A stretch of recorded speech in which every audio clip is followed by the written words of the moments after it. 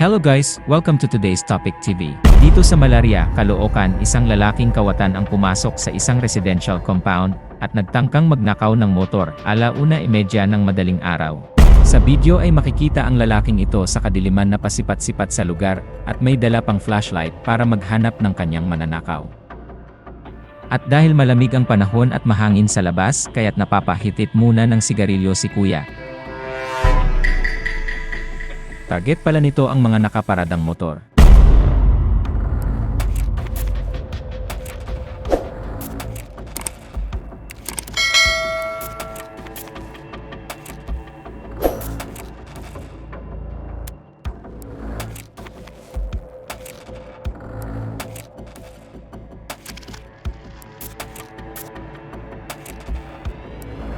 At dahil sa tulong ng infrared ng kamera, kaya't kitang-kita ang kawatang ito kahit sa dilim.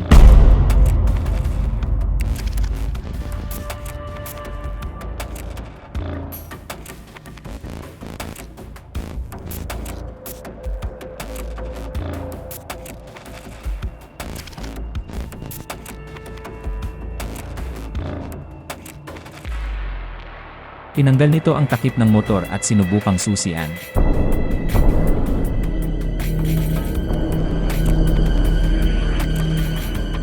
Ngunit hindi ito umubra.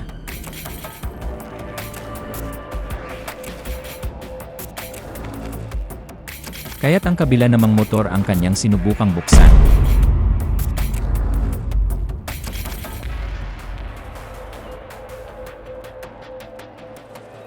Subalit hindi rin ito umubra.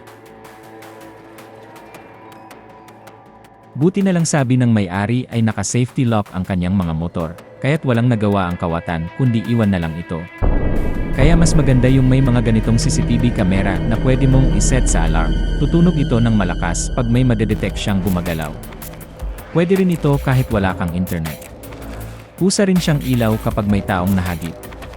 At tiyak na maitataboy nito ang mga kawatan kapag tumunog na ang alarm. At dahil nakokontrol mo ito mula sa iyong cellphone, pwede mo itong itutok anumang direksyon, pati na rin ang pagbukas ng kanyang ilaw. Kaya't agad na mabubulabog ang mga kawatan. Nasusubok pumasok sa inyong bakuran.